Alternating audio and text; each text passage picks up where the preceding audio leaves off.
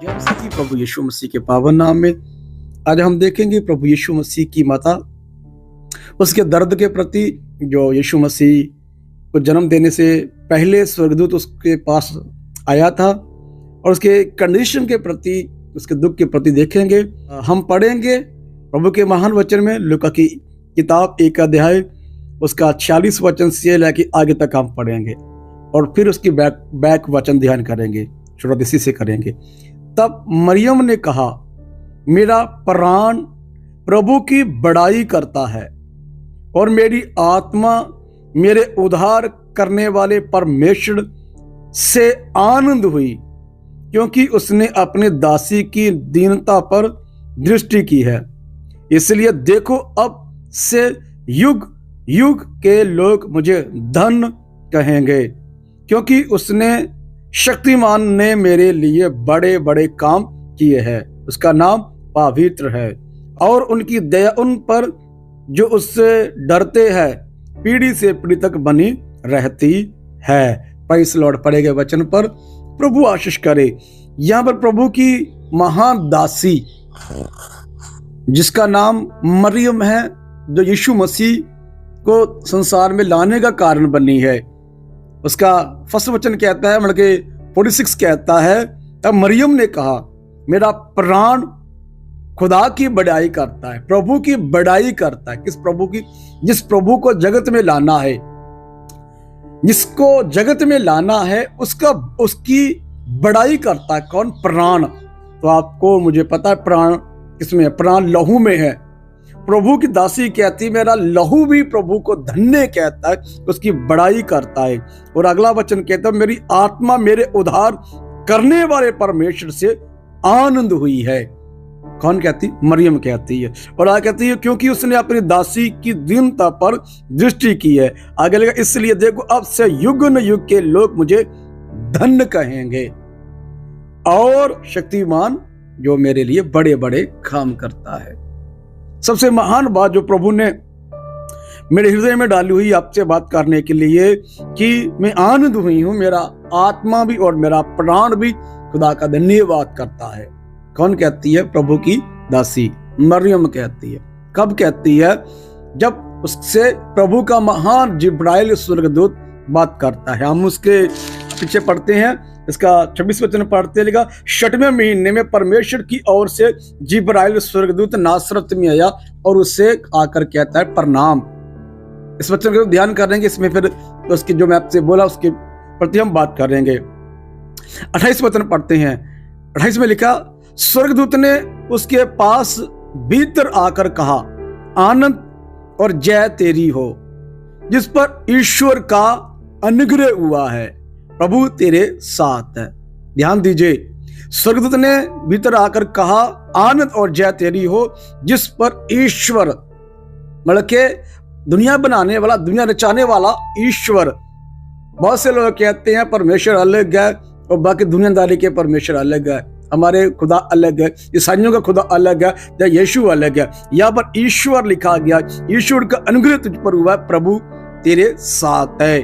खुदा का कलाम कहता है आगे 29 कहता है, वह उस वचन से बहुत घबरा गई और सोचने लगी कि ये किस प्रकार का अभिवादन है। 30 में लिखा, स्वर्गदूत ने उससे कहा, मरियम भयभीत ना हो, क्योंकि परमेश्वर का अनुग्रह तुझ पर हुआ है। Prize God.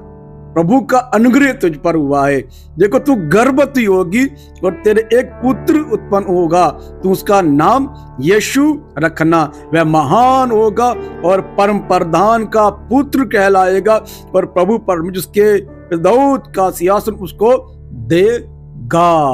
आगे ध्यान रखकर सुनिए। मरियम ने उससे कहा, ये कैसे होगा? मैं तो पुरुष को जानती ही नहीं हूं। स्वर्गदूत ने उसे उत्तर दिया, पवित्र आत्मा तुझ पर उतरेगा और परम प्रधान की सामर्थ पर छाया करेगी, इसलिए वह पवित्र जो उत्पन्न होने वाला है परमेश्वर का पुत्र कहलाएगा, बेटा कहलाएगा।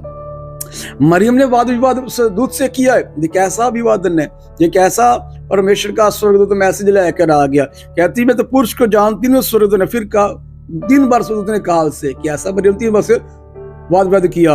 और हम जो वचन पढ़ चुके हैं, 46 में पढ़ चुके हैं, तब मरियम कहती है मेरा प्राण प्रभु की बड़ाई करता है। कब? जब स्वर्गदूत उसे बात करता है, तो उद्धारकर्ता का पैदा करेगी, उसका नाम यीशु रखना, और प्रभु का महान वचन कहता है।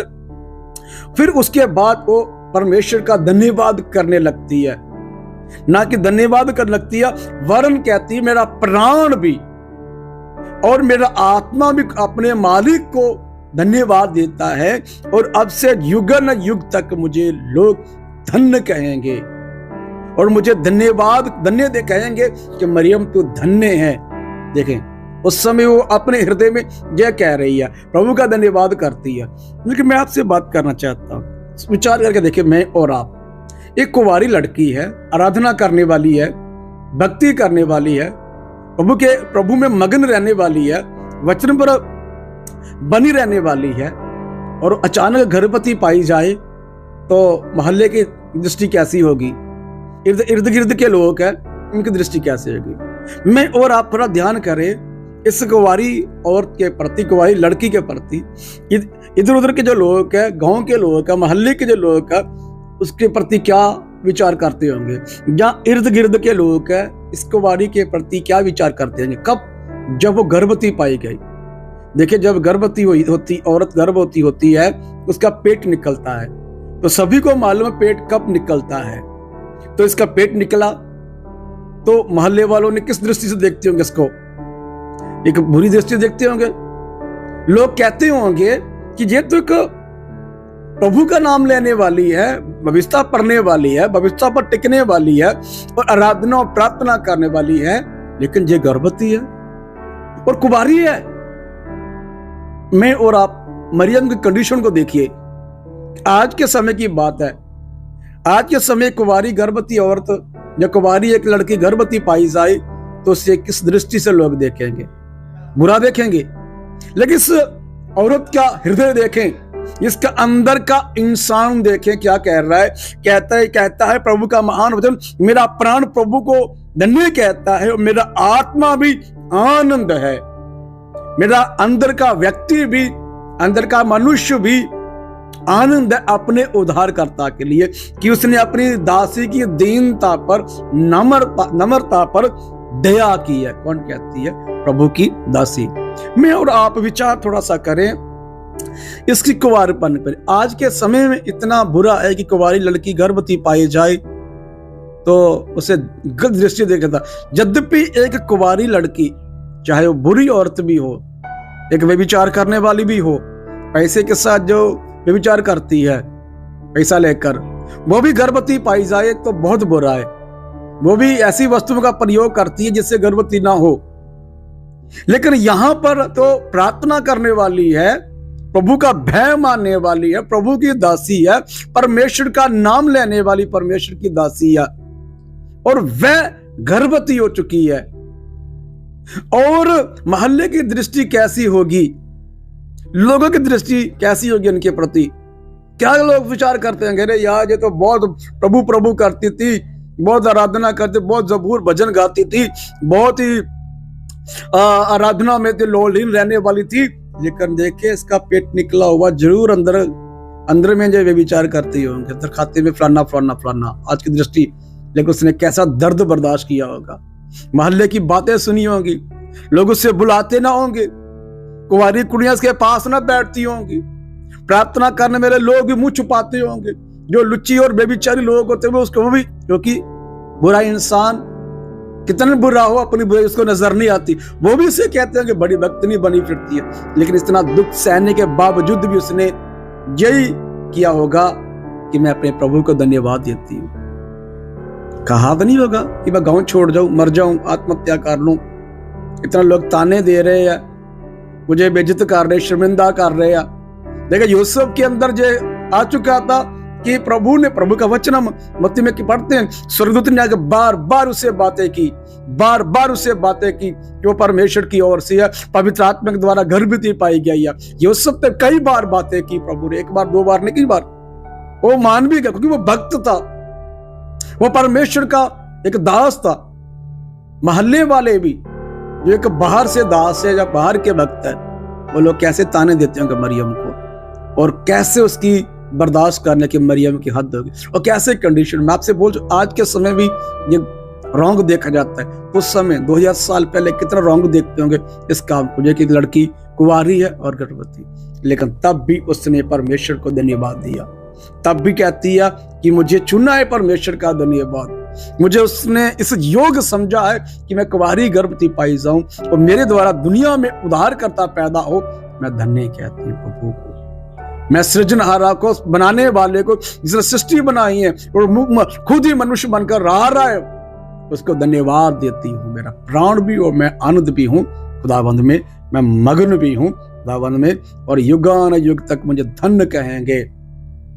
धन कहते हैं, हम कहते हैं, उस समय के लोग उस समय धन्य कहते होंगे। जब तक यीशु मसीह का राज्य सामर्थ्य न हो गया, अब सामर्थ्य का राज्य, अब तो लोग धन्य कहते हैं।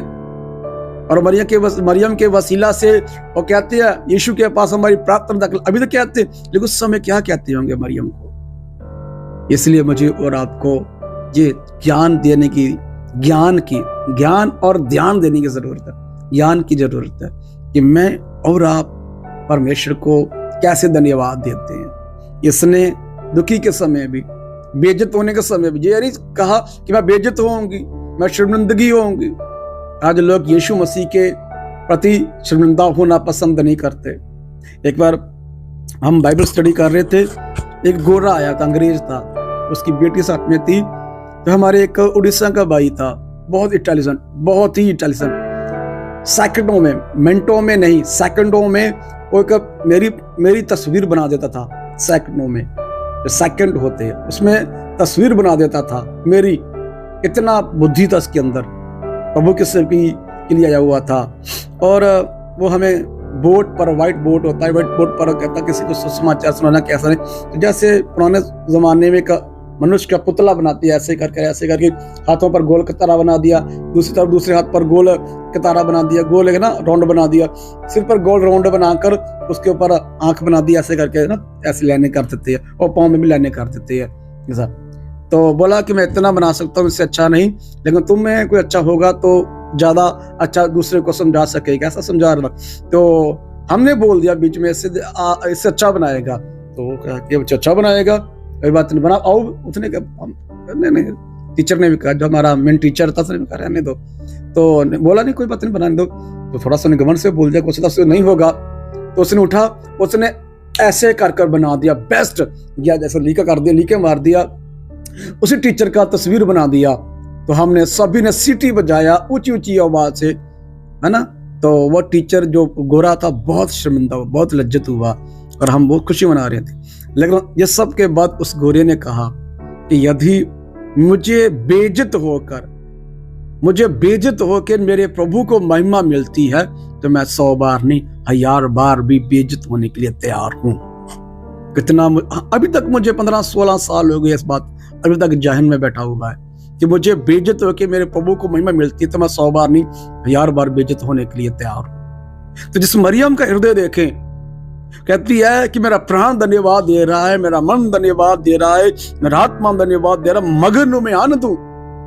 उसके ये विचार नहीं किया कि मोहल्ले के लोग, मेरे माता पिता या मेरे आस पड़ोस के लोग क्या विचार करेंगे मेरे प्रति, है ना। इसलिए अभिषेक पाए हुए लोग इस बात को समझते हैं, लेकिन मरियम की कंडीशन क्या होगी और वो लोग को कैसे दृष्टि से देखते हैं, मैं मरियम के प्रति फील करता हूँ कैसी उसकी कंडीशन होगी।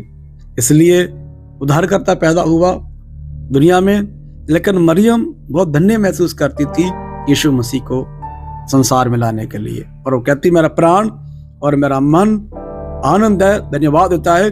उसने अपने दासी को उसके योग्य समझा कि मैं उसके काम आ जाऊं, उसके काम बनाने वाले के। प्रभु को आशीष दे इस बच्चन के द्वारा। जय मसीह की।